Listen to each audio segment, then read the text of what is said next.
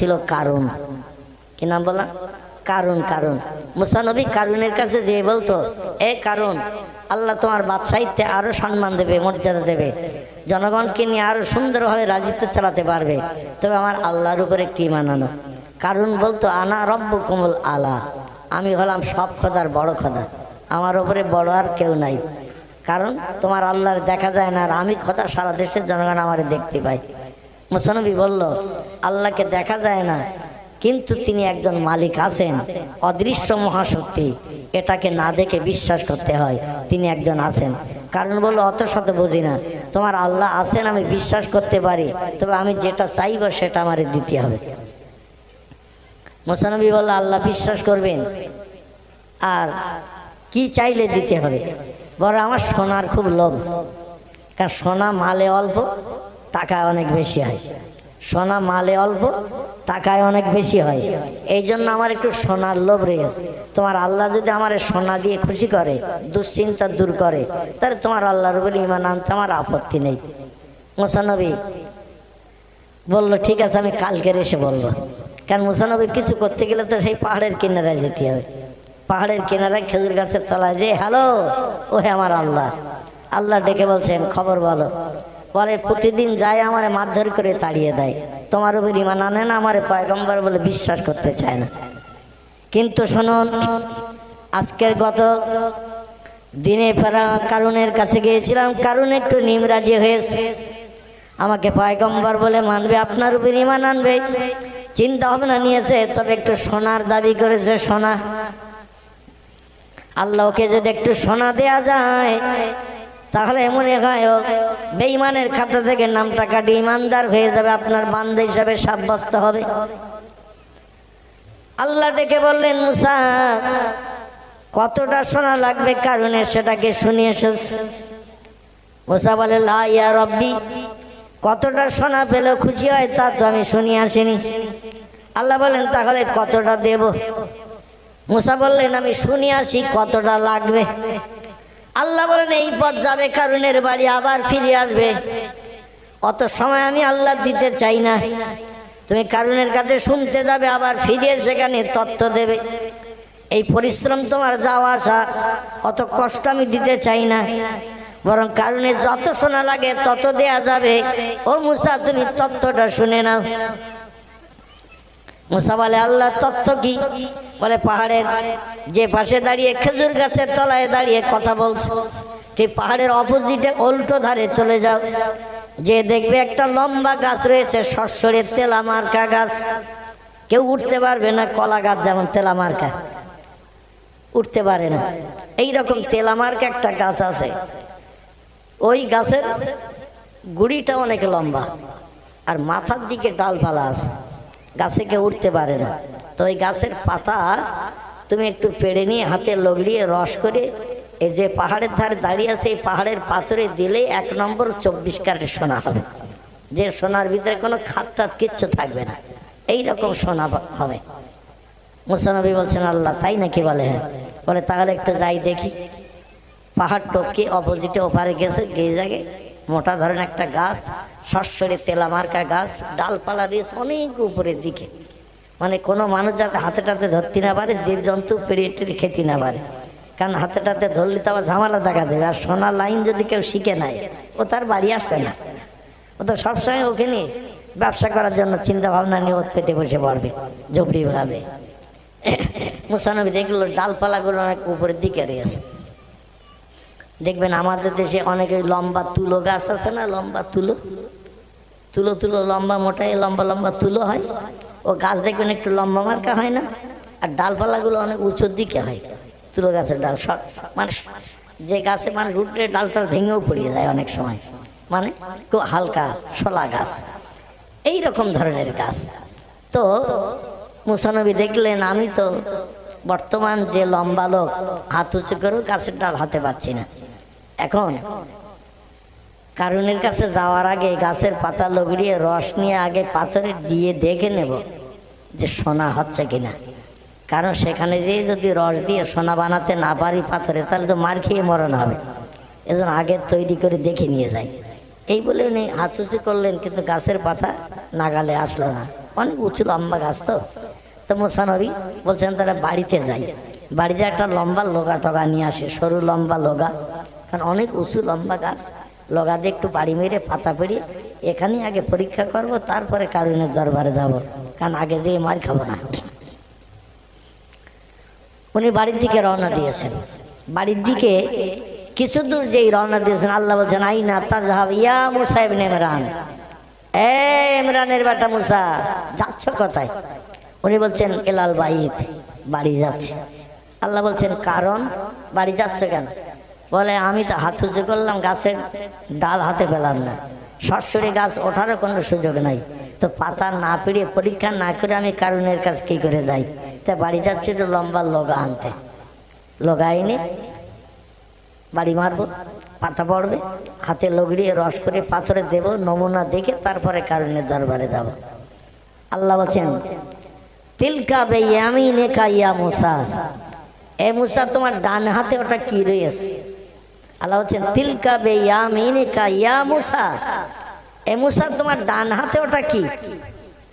মুসা বলছে আল্লাহ আমার ডান হাতে আমার শ্বশুরের দেয়া একটা যৌতুক আছে, তার নাম হলো লাঠি।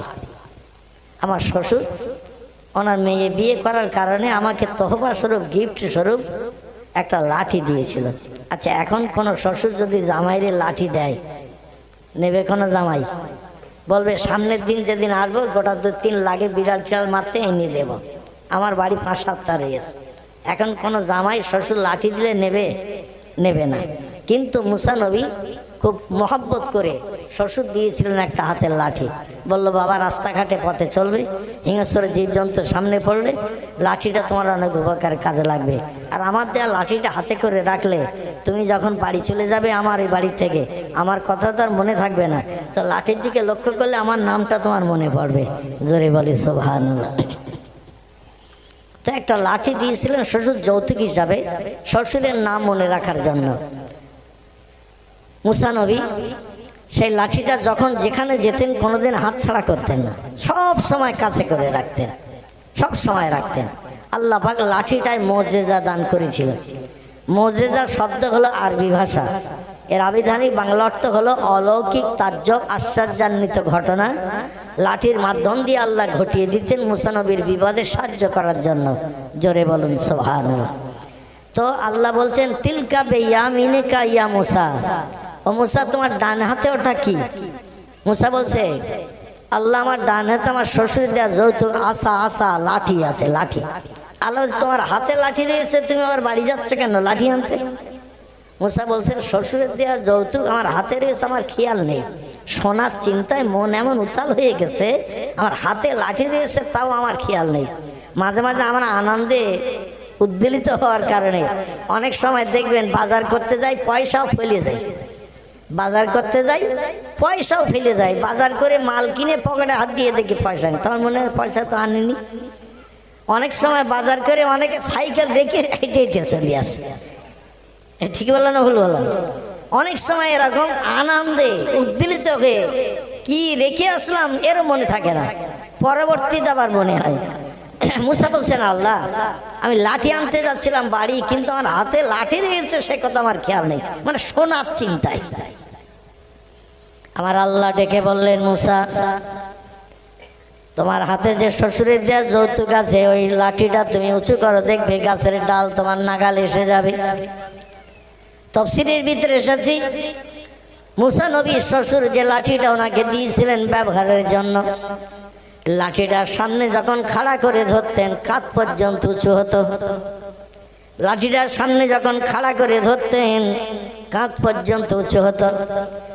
লেখকেরা তাফসীরের ভিতরে লিখেছেন লাঠিটা 40 গজ লম্বা ছিল। ক গজ?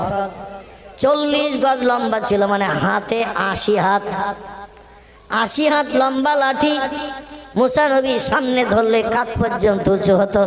তাহলে মুসা নবী আমাদের মতো এইরকম জোকার বেউনে ছিল তো নাকি? আমরা 5 ফুট, 5.5 ফুট, 6 ফুট লম্বা লোক, তার বেশি হয় না। আর মুসা নবী যে লাঠিটা সামনে খাড়া করে ধরতেন, লাঠিটা 40 এমন করে গজ লম্বা ছিল, 80 হাত লম্বা, কাঁধ পর্যন্ত উঁচু, তো কাঁধের উপরে আবার গলা মাথাটা আলাদা বাড়তি লম্বা। 80 হাত লম্বা লাঠি মুসা নবী হাতে করে নিয়ে যে উঁচু করে ধরেছে, উনিও তো তাহলে কত লম্বা। তারপরেও লাঠি যখন উঁচু করে ধরেছে, গাছের ডাল নাগালে এসে গেছে। গাছের ডালে বাড়ি মারতেছে, আমরা যেমন ফল টল পারি, বিভিন্ন গাছে ফল থাকলে লাঠি দিয়ে বাড়ি মেরে মেরে পারি, ফলও পড়ে পাতাও পড়ে। মুসা নবী বাড়ি মারলেন, কিছু পাতা নিচে পড়ে গেল। আল্লাহ ডেকে বললেন, মুসা তুমি কাজে সাকসেসফুল হয়ে গেলে, পাতা যখন পড়ে গেছে পাতা নিয়ে তুমি কারুনের রাজদরবারে যাও, যতটা সোনা চাইবে পাতা লগড়িয়ে তুমি পাথরে ততটা রস দিয়ে সোনা বানিয়ে দেবে। মুসা বল, আল্লাহ যে যদি সোনা না বানাতে পারি মার খেয়ে মরণ হবে, এজন্য আগে পরীক্ষা করে দেখব।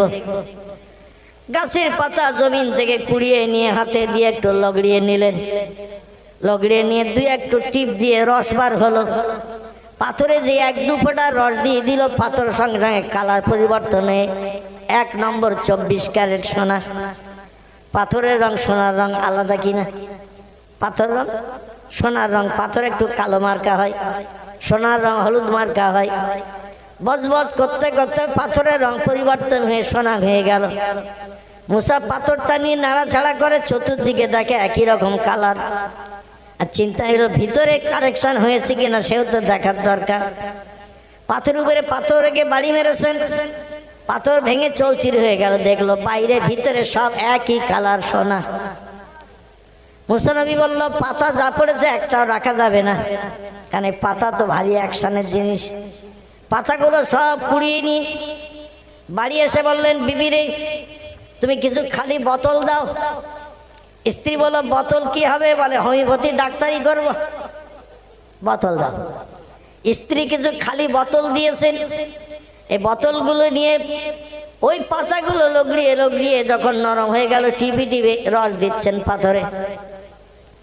আর পাতা এমন নরম পাতা, কিছু সময় 2-4 বার 5 বার লগড়ানোর কারণে একেবারে নরম তরল হয়ে যাচ্ছে। আর টিপলে খেজুরের রসের মতো টপ টপ করে রস পড়ছে। মুসা নবী 2-4টে বোতল ভর্তি করে নিয়ে সিপি লাগিয়ে নিয়ে পকেটে ভরে নিয়ে ডাক্তার যাচ্ছে।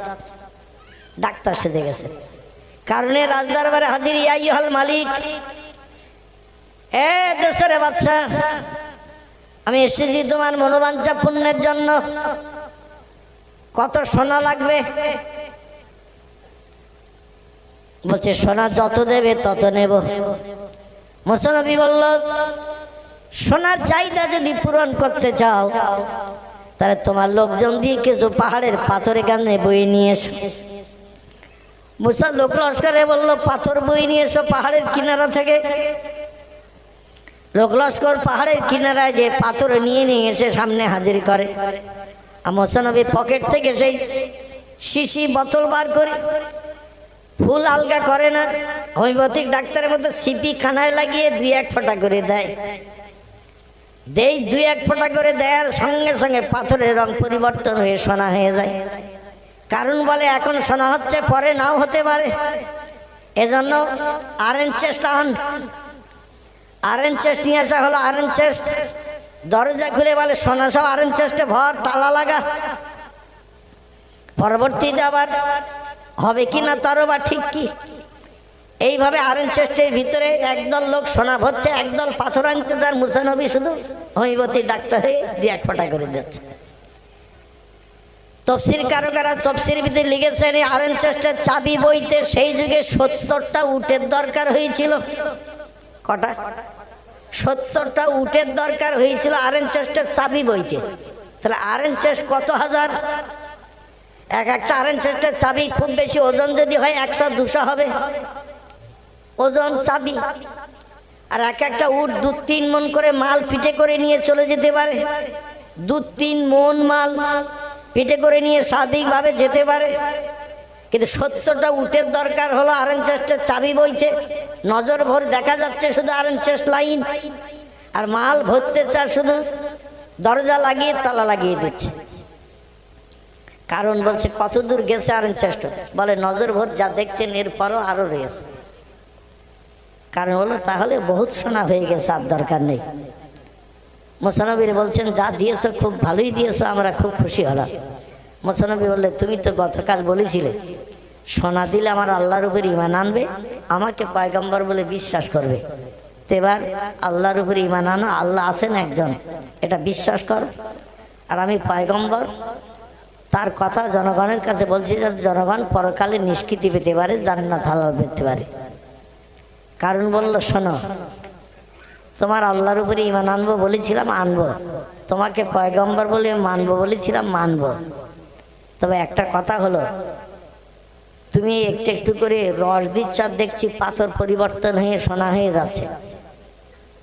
এ কিসের রস বলতে হবে?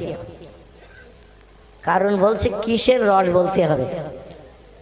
পয়গম্বরদের আদর্শ ছিল জীবনে তারা মিথ্যা কথা বলতো না। কোনো ব্যবসায়ীর কাছে কোনো ব্যক্তি এসে যদি বলে আমিও এই ব্যবসা করবো, ভাই কিভাবে কি করবো, ব্যবসায়ী সব তথ্য দেবে।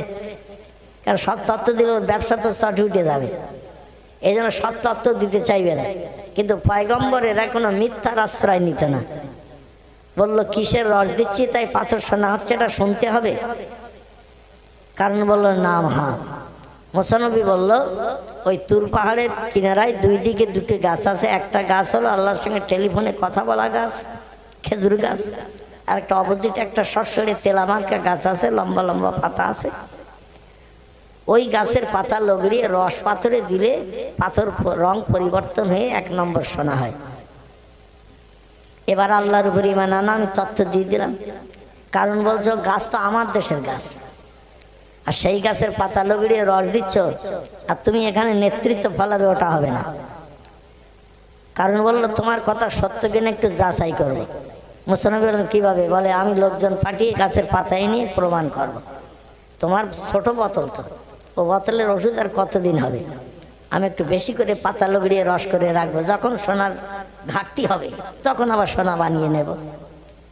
এখন লোকজন পাঠিয়ে দিয়ে গাছের পাতা ঝেঁটিয়ে সব পেড়ে নিয়ে এসেছে।